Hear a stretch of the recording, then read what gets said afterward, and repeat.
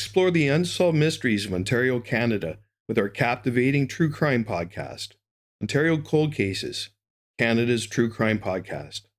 Join our team of dedicated detectives from Nicoll Investigations as they investigate cold cases, homicides, missing persons, and other crimes all across Canada.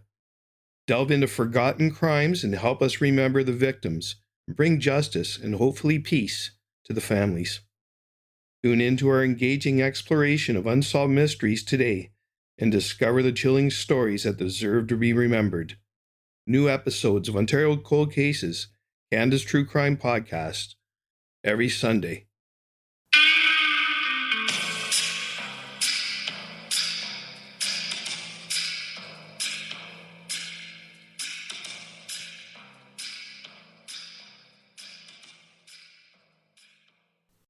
Hello, I'm Jay Nicoll of Nicoll Investigations and the host of Ontario Cold Cases, Canada's True Crime Podcast, Season 2, Episode 25, on the disappearance of Elizabeth Bain, Part 2. In the 3 days from Elizabeth Bain's disappearance on June 19, 1990, until the discovery of her blood-stained car near the wooded campus of the University of Toronto at Scarborough, her boyfriend Robert Baltovich became the prime suspect. Only after his conviction for murder did suspicion begin to shift toward Paul Bernardo, the serial killer whose last known attack as a Scarborough rapist had happened just 3 weeks earlier. This episode deals with the arrest, the trial, conviction, and appeal of Rob Baltovich, presenting detailed evidence, many of which was never reported in the press. This is very much a view from the defense perspective. In the next episode, I will give you the Crown's theory, as well as my theory of what I believe happened, and a detailed timeline I compiled. My theory may very much surprise you. Lives turned upside down. Robert Baltovich's life was turned upside down on June 19, 1990, when his girlfriend, Elizabeth Bain, went missing. She told her parents that she was going out to check the tennis schedules at school, the University of Toronto Scarborough campus. Elizabeth never came back. Her car was eventually recovered, and forensic tests revealed the blood in the back seat was hers. Elizabeth's body has never been found. As the days and weeks went by, it became clear that Elizabeth would never return. Robert was devastated. He loved Liz deeply and thought that the two would get married someday.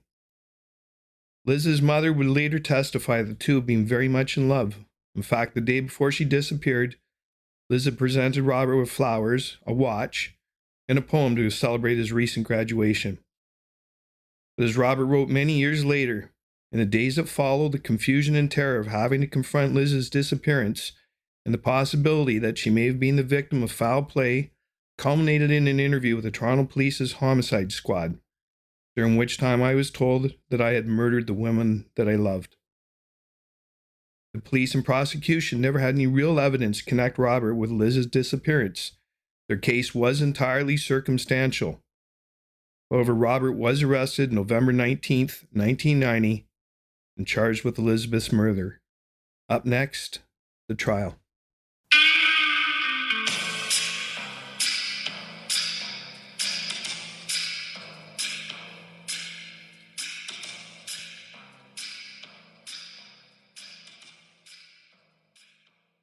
The trial. This episode is brought to you by Nicoll Investigations. It took 5 months, but without a body, without any witnesses to the crime, the Homicide Squad and Crown attorneys felt they had compiled a strong enough circumstantial case to charge Robert Baltovich with Elizabeth Bain's murder. Following is the general circumstances of events. On Tuesday, June 19, 1990, Rob Baltovich had seen Liz's car at 6:45 p.m. on his way to the gym at Scarborough College, a satellite campus of the University of Toronto, where both of them were students. Her car was parked in a small lot next to the road that ran through the lush valley of Colonel Danforth Park. Just 2 nights before, Baltovich said he and Bain had met at the nearby campus tennis courts for a late-night tryst under the stars. He now figured she'd either decide to go for a jog or had wanted to get some exercise by walking uphill to the lecture hall for her 7 p.m. evening class. After his workout, Baltovich went to Bain's class but didn't see her, so he drove to her house. There was no sign of her there either. Her mother told him she left at 4 p.m., saying she was going to check the tennis schedule at the campus courts. Baltovich thought this was strange. There was no schedule. The courts operated on a first-come, first-served basis. Another thing, when she left, her mother said she'd been wearing black pants and a floral blouse and hadn't been carrying any tennis equipment. Baltovich then recalled that Bain had told him she planned on having dinner that evening with a friend, Arlene Coventry, who had just returned home from university in Ottawa. Baltovich figured she must have decided to skip her class. With Bain's mother, Yulita, called Baltovich's house at 6:30 a.m. the next morning to ask if her daughter was with him. He knew something was wrong. It wasn't like Liz to stay out all night without telling her parents. Baltovich raced over to Bain's house, got Arlene Coventry's address, and then drove over. Not only was his girlfriend not there, Coventry told him that she and Bain hadn't any plans to meet the night before. There was a police officer at the Bains when he returned. Baltovich was starting to wonder if Bain might have hurt herself. About a month earlier, after a romantic weekend in Niagara Falls, she showed him her wrists, which she said she had mildly scraped while contemplating suicide. It was a carbon copy of an act she had attempted once in her final year of high school. She told a few others of her battles with depression, as it turned out, but Baltovich was floored. He asked the officer if they could have a word alone outside. Baltovich mentioned the aborted suicide attempts and how recently she had been saying things like, "I might just go away." The officer said, "I don't want to alarm you, but I'm going to be blunt. If we find her dead, will you be surprised?" Baltovich replied, "No, I wouldn't." Up next, Liz's car is found and more testimony.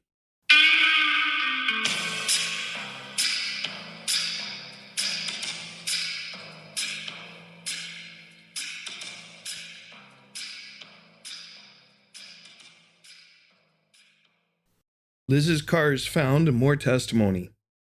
This episode is brought to you by Nicoll Investigations. When Liz's car was found on the afternoon of Friday, June 22nd, 3 days after her disappearance, it's across the street from an auto body shop, less than a kilometer from where Baltovich had last seen it near the park. Liz's younger brother, Paul, was the one who spotted her silver 1981 Toyota Tercel. It had been backed up against a fence with the windows shut and the doors locked. One of the reasons the police believed Baltovich was at the tennis courts that afternoon was because of a young woman named Marianne Pertz, who became one of the Crown's most important witnesses. Pertz was working that summer as a tennis instructor at the Scarborough campus courts. 5:45 p.m. that day, she recalled taking a group of youngsters for a water break and seeing Liz, whom she had known from high school, sitting at a nearby picnic table. She remembered a man with dark hair sitting on Liz's left, and a group of women at the same table, none of whom ever came forward. Pertz couldn't remember anything more specific. A few weeks after Liz's disappearance, Burns was taken to the office of Dr. George Matheson, a psychologist who specialized in clinical hypnosis and was often consulted by the police. Detective Sergeant Tony Warr, the officer who accompanied Pertz to Matheson's office, told the doctor that she'd recently been seen a photograph of Baltovich in a newspaper.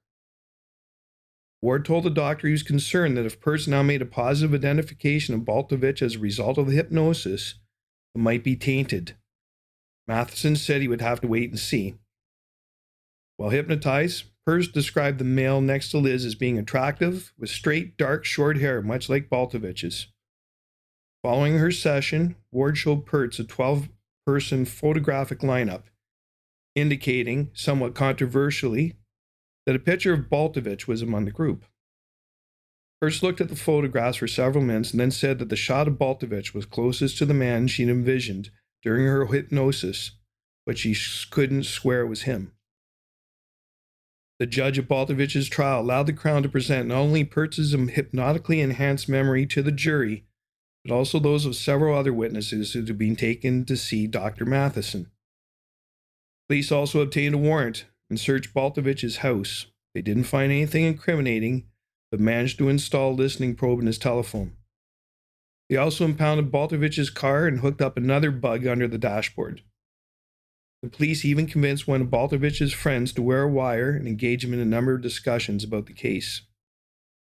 During hundreds of hours of recorded conversation, Baltovich never uttered a single word that suggested he might have killed Liz. Police also followed up a tip they received from a man named David Dibbon.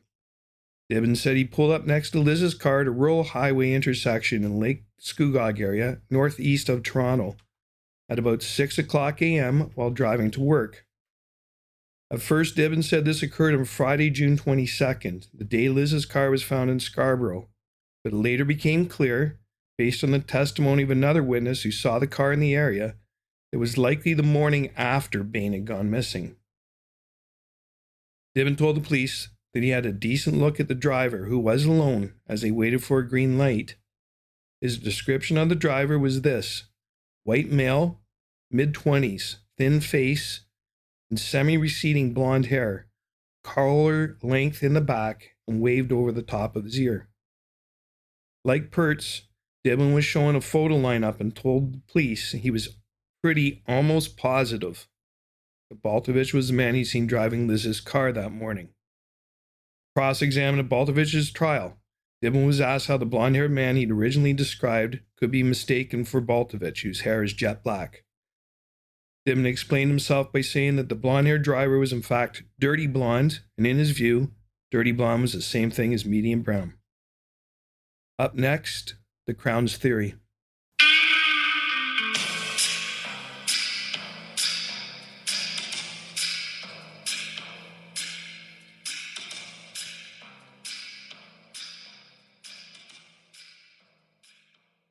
The Crown's theory. This episode is brought to you by Nicoll Investigations. The evidence the Crown was to provide was broken down into 5 general areas of evidence. First was the evidence of motive of the accused to kill Elizabeth Bain. Secondly was evidence of opportunity on the night of June 19th, 1990. 3 was evidence of consciousness of guilt by the subsequent conduct of Robert Baltovich, both in statements and in conduct.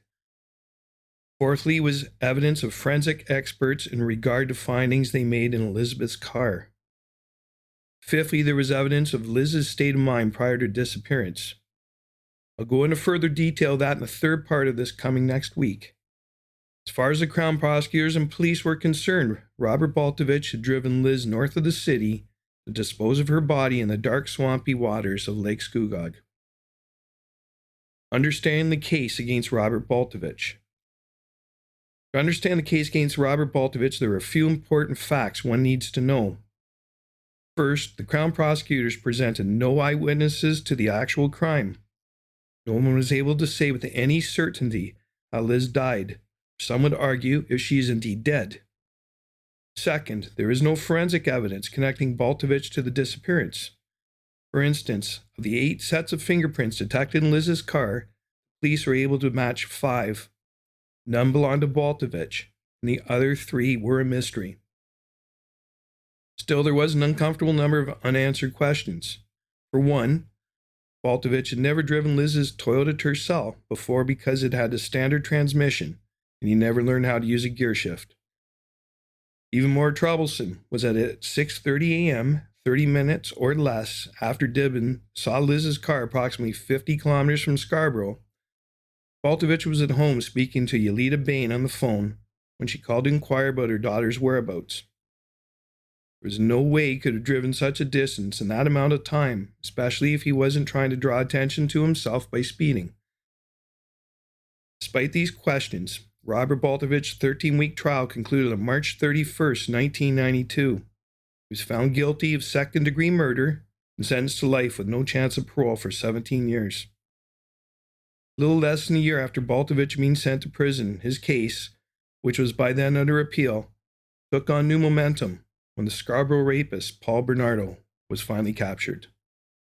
Up next, the serial killer Paul Bernardo involved.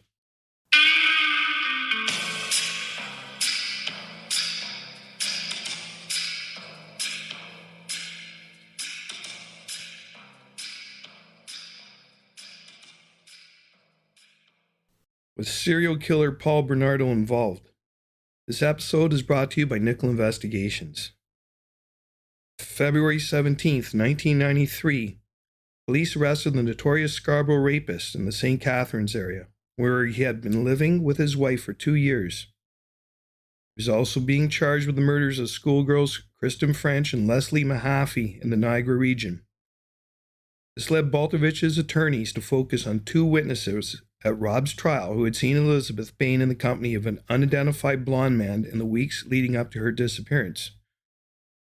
George Chow said that late one afternoon in May 1990, he saw Liz walk into his Chinese restaurant in Scarborough, the Silver Dragon, where she was a fairly regular takeout customer. He said she was with a young man who sounded a lot like the person David Dibben first described to be driving Liz's car after her disappearance. In his early 20s, with sandy blonde hair, a fair complexion, and slim build. A woman named Tasman Sheik, who had attended the same high school and church as Liz, testified that she'd seen her on a Tuesday evening, a week or 2 prior to June 19th. Sheik saw Liz sitting in the passenger seat of a red Jeep parked in front of a plaza close to the Scarborough campus. She didn't get a good look at the driver, but saw that he was in his early 20s with collar-length blonde hair sticking out from under a baseball hat. He was yelling while Liz pouted with her arms folded across her chest. Was it possible that Paul Bernardo was the person Liz was meeting at the tennis courts on June 19th? A number of connections between Bernardo's crimes and Liz's disappearance began to arise. When Liz's car was found, for instance, the passenger seat was almost fully reclined. At Bernardo's trial in 1995, he admitted to reclining the passenger seat while transporting both Mahaffey and French, threatening each of them with a large knife as he drove his gold Nissan 240 SX, which, like Liz's car, had a standard transmission, back to the house he shared with Carla Homolka. Also found in Bain's car, sitting on top of various items in Liz's glove box, was a package of De Maurier light cigarettes. Liz rarely smoked, and Baltovich detested the habit. However, Bernardo smoked De Maurier lights on a regular basis. This is one detail I have to comment on right now. Liz did smoke occasionally, as did many of us at the time. There were 2 main brands that almost everyone smoked: Players and De Maurier. To me, this was always a ridiculous piece of evidence that Baltovich's lawyers tried to use. Surely the cigarette pack must have been fingerprinted, most likely were Liz's or a friend of hers. This also leads to another point that was ignored by Baltovich's lawyers. Of the fingerprints found in Liz's car, yes, none belonged to Baltovich, but also not one belonged to Paul Bernardo. There was other evidence. Bernardo had canoed and fished extensively on Lake Scugog as a boy and spent time there in the spring of 1990 visiting friends. On a number of occasions, Bernardo had eaten at a chicken restaurant in the Scugog area where a witness saw Liz's empty car parked in a lot in the early morning hours after her disappearance. Prior to his relationships with Homolka, Bernardo had dated a young Filipino woman. Liz's mother was Filipino, in Scarborough. His former girlfriend said at least twice Bernardo, wanting to fool around, led her down to the Colonel Danforth Park from Scarborough College where he was a student. Another girl who attended high school with Liz explained that when she was dating Bernardo, he'd come to see her perform in a Christmas play at her church in 1985. As we were coming out of the church, Liz passed by, and I introduced them. We all said hi. That was about it. The same girl also said that Bernardo's favorite Chinese restaurant was the Silver Dragon. The same restaurant George Chow had seen Liz with, an unknown blonde male, just prior to her disappearance. In June of 1996, another man named Keith Nobrega described how he'd seen Liz Bain on the evening of her disappearance. She'd been in the passenger seat of her car, exchanging blows with a tall blondish man who was heading east out of the city on Highway 401 toward Oshawa. Nobrega remembered pulling up beside her and watching as she turned to him, hands in the air, screaming. When Nobrega recognized Liz in her car in a missing poster 2 months after this incident, he called police, told them what he had seen. At the time, Nobrega said that this incident had occurred. Baltovich was apparently lifting weights with several others at the campus gym. Baltovich's lawyers had never seen Nobrega's 7-page statement. On learning of Nobrega's unearthed police statement, which Nobrega had kept the photocopy of, Crown Attorney's Office decided to ask the police to do a little more digging. As it turned out, this led to disclosure of statements given by 5 people who had been in Morningside Park to the west of Scarborough College on the evening of June 19, 1990. They all told police they had heard screams that night. Baltovich's lawyers had never seen those statements either. Up next, the Crown's evidence begins to collapse.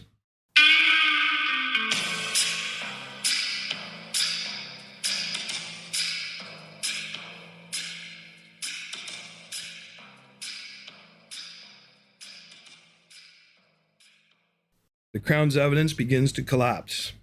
This episode is brought to you by Nicoll Investigations. In March 1997, there's a high-profile trial involving Dr. George Matheson, the psychologist whom the police had used to hypnotize a number of Crown witnesses, including Marianne Pertz. Matheson had been stripped of his license to practice psychology in Ontario in May 1993, a little over a year after he testified at Baltovich's trial.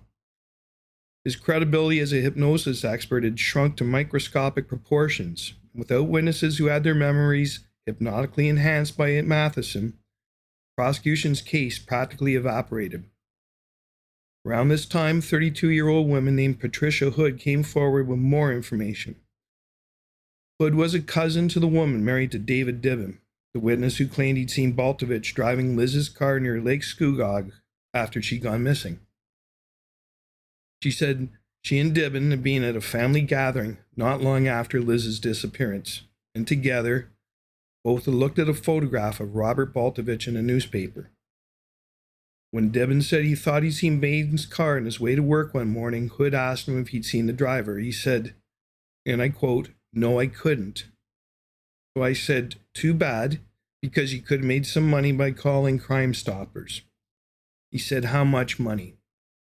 I said, $1,500 at least. His eyes kind of lit up, said Hood. I believe he was having some financial difficulties at the time, she continued. I just can't avoid saying what I know, because I think it's terrible he's put this guy in jail for life to make a few bucks. The bail hearing after nearly 8 years in jail. At Baltovich's bail hearing on March 29, 2000, James Lockyer, before a crowded courtroom at Toronto's Osgoode Hall, went so far as to tell the presiding judge, Mark Rosenberg, that Baltovich was an innocent man convicted of a crime he did not commit. Lockyer accused police investigators of tunnel vision. He also spent a great deal of time dissecting the theory presented at Baltovich's trial by Crown Attorney John McMahon, calling it absurd and ridiculous. Judge John O'Driscoll came under similar fire. Lockyer called his charge to the jury overwhelmingly supported of a guilty verdict.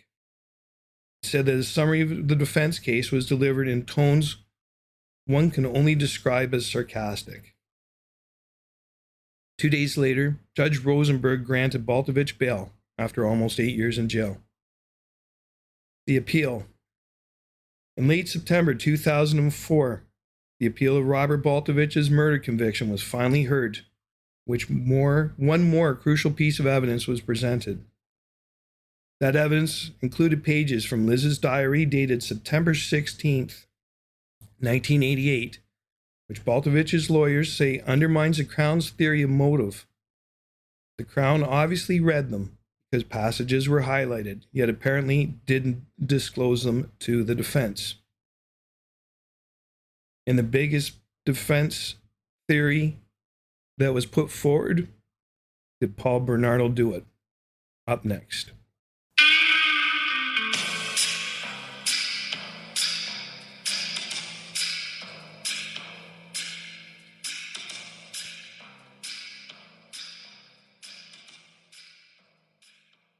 Did Paul Bernardo murder Elizabeth Bain?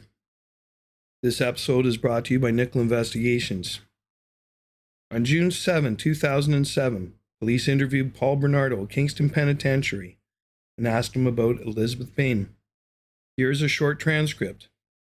Police: did you kill Elizabeth Bain on June 19, 1990. Bernardo. Well, that's a loaded question. I mean, are we going to go through the time sequence of what happened in my life? I mean, I could just give a yes or no answer, but you know there are a lot of issues about that. Police. I hope to be able to go through some timelines here and identify where you were, what you were doing specifically in relation to this case. Bernardo. I'll try to give you a little bit more, but anyways, the answer to that is no. But the 800-pound gorilla in the room, that's life. 25 sentence, you know, it really comes down to credibility. Police. Right. Bernardo. And not only credibility, but then again timelines. What Carla's and my roles were respectively, this and that. The answer is no to that question. Police. Did you have anything to do with Liz's disappearance? Bernardo. No. The judges of Ontario Court of Appeal during the appeal trial, Robert Baltovich, pointedly declined to consider the merits of Bernardo as the killer scenario when they overturned the verdict of Baltovich's first trial, instead based their decisions on errors by the trial judge. So no, there is absolutely nothing that points to Paul Bernardo as the murderer. There is precisely one witness who has ever claimed that Bernardo even knew Liz, because she had introduced him in the mid-1980s. This woman, identified as A.B., dated Bernardo from 1984 to 1987, during which time he sexually, physically, and emotionally abused her. A.B. was interviewed by police in 1993. She said she knew Liz, had gone to school and mass with her, and thought Bernardo might have had something to do with the murder. She did not tell police that she had introduced the two. A year later, in a second police interview, A.B. again made no mention of it. One might reasonably wonder why. The first mention of this alleged introduction occurred when A.B. was interviewed by Baltovich's defense team. Yet even during that interview, A.B. didn't at first mention anything about the Bain-Bernardo meeting. It is only introduced after the interviewer shuts off the tape recorder and turns it back on, at which point A.B. suddenly recalls a church play in 1985 where the encounter is said to have taken place. Cross-examined later, A.B. was far less certain that such an introduction ever happened. A.B. had further recalled in her affidavit that after introducing Bernardo to Liz, the former had said, "Yeah, we seen each other around campus." However, Liz was not attending university in 1985. Obviously, it's not necessary for Bernardo to have known Liz in order to kill her. He didn't know the women he attacked in the Scarborough rapist period either. Nor did he know two of the three women he ultimately killed. This tenuous familiarity between Bernardo and Liz is a big part of the scenario, underpinning one aspect of the argument promoted by Baltovich's appeal lawyers. The biggest blow to that theory is that no trace of Paul Bernardo's DNA was ever found in Elizabeth Bain's car. Not from a list of exhibits submitted to the Center of Forensic Scientists that included a package de Maurier cigarettes, easily one of the most popular brands of cigarettes in Canada at the time, and also a brand that Liz was known to smoke. 3 matchbooks, 3 cigarettes, 2 blankets from the trunk, a car door panel, blue carpet from the interior of the car, Sprite pop can, a pen, Kleenex, 2 live matches, fibers from the rear of the Toyota. Fact remains, there is nothing connecting Bernardo to that car. Baltovich's DNA profile matches semen and saliva stains recovered from blankets found in the trunk. This is essentially irrelevant since Baltovich told police he and Bain had had sex on those blankets 2 nights before she disappeared.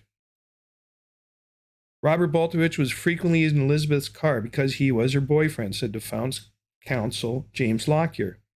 There was DNA attributable to Baltovich found in the interior of the car where Elizabeth's body had been. That helps put in perspective the lack of significance of failing to find any of Bernardo's DNA in the car. An absence of evidence, however, is what heavily undermines the positive case against Bernardo. On December 2nd, 2004, the Ontario Court of Appeal quashed a conviction of Robert Baltovich and ordered a new trial. Up next, the new trial.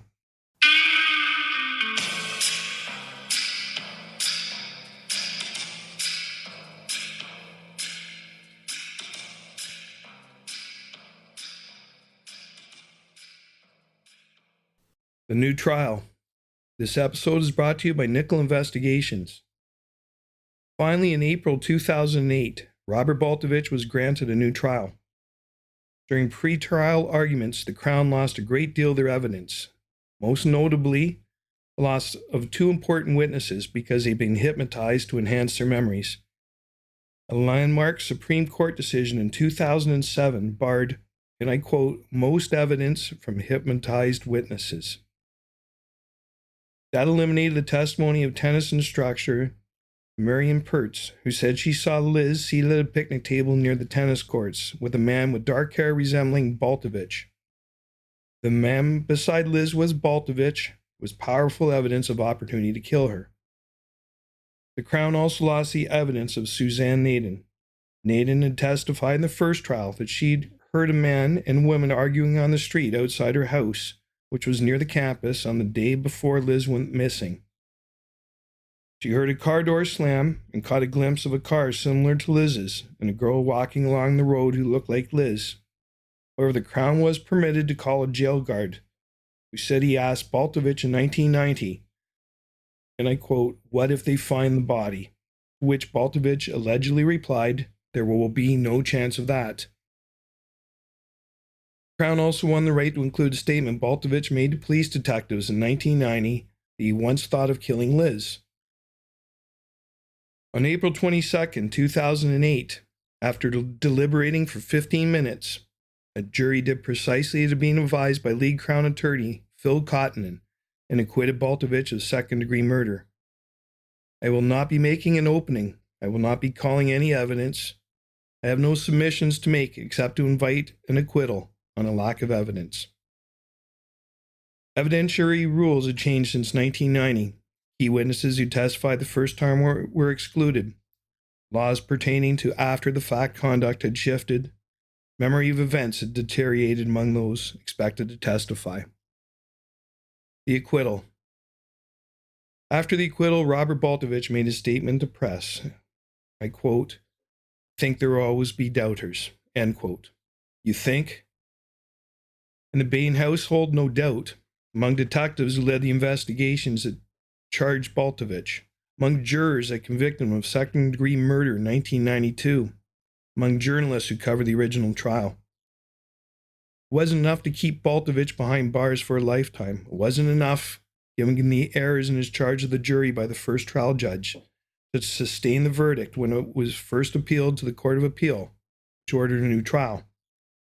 And it wasn't finally enough to proceed with prosecution anew, given rulings on admissibility of evidence rendered, which clearly broke a case that was always entirely circumstantial and vulnerable on its merits. In the next episode, I'll give you the Crown's theory, as well as my theory of what I believe happened and a detailed timeline I compiled. My theory may very well much surprise you. With files from Derek Finkel's book, No Claim to Mercy, and files from the Toronto Star, Toronto Sun, and Globe and Mail.